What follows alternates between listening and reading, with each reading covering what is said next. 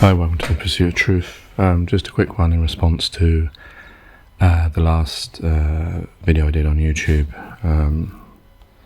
Afghan exit, which I put some comments which were interesting about how this is, well, there may be an end goal to this as opposed to what we're seeing at the moment. And I don't know any of those things, whether this idea that China being involved in this to take down America, to take down Biden not being the president, I think that still buys into the old ways of things, in the sense that our first loyalty is that we're human beings, and America is just a collection of people that believe in a piece of land that is theirs and that is their name.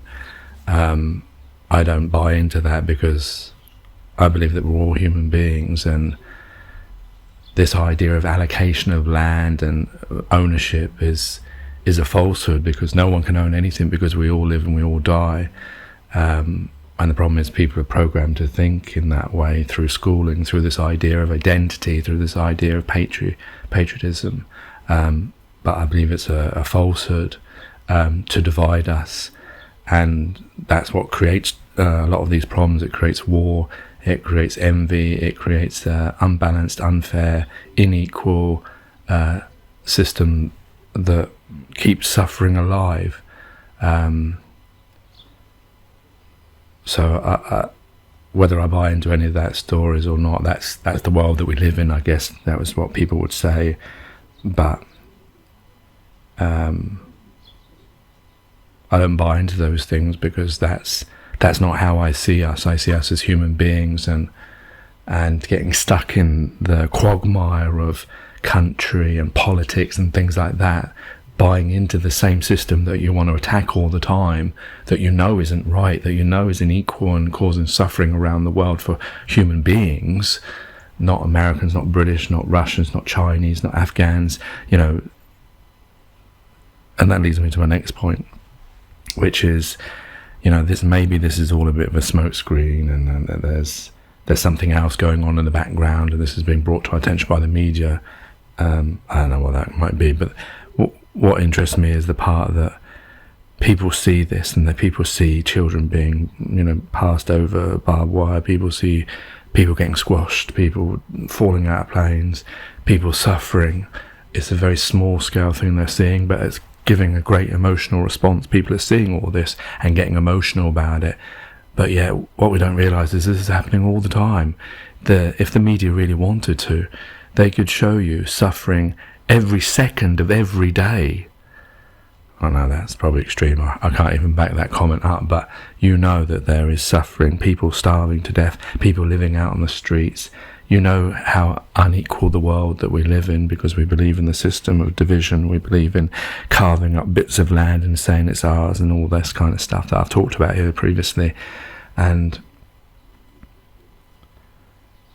what it's led to is the suffering. And the media could easily pick up any day a story, and then every day you could see the suffering of humanity that's happening, because we choose this unequal system. We choose to live in these old ways, these past of our forefathers, those people that wouldn't even be able to use fucking Google. We follow their system.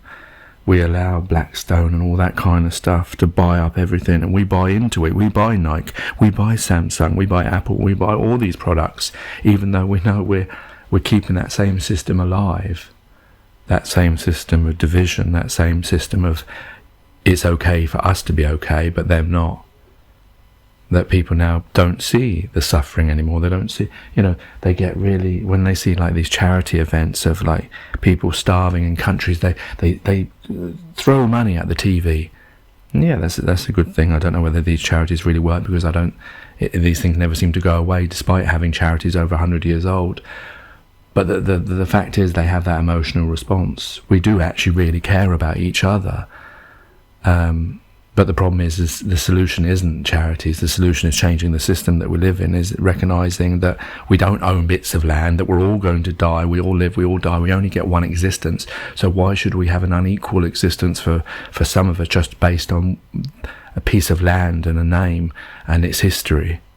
Because, like I've said previously, like I said in the Afghanistan video, that's why I feel that you can see that the West is racist to certain countries because they don't build them up. During the Second World War, Germany was built up by the Americans and the British because that was what you had to do. But with Afghanistan, it hasn't been. You don't see big tall-rise buildings. You don't see the same infrastructure you see in the West. But they've spent a lot of money, and these things can be done. What I mean is, we know the template, like I said before. We know how to make a society, we know how to make technology, we know how to make hospitals and all those things. But the thing that gets in the way is money, or humanity's possession of bits of land and keeping other people like China and Russia as enemy. That buys into like the 1984 Big Brother or Animal Farm in the idea of was it, I can't remember his name, was it the sheep who was made out to be the bad person all the time and the fault of everything, and it just keeps you distracted. The idea is we're all human beings, whether you're Chinese, Russian, American, etc., and we all should be living a good existence, and there's no excuse for not living that, and no amount of going back to the old ways, no amount of looking at politics and making that number one is going to change those things. Anyway, that's just what I wanted to say. Take care, take it easy. God bless and peace.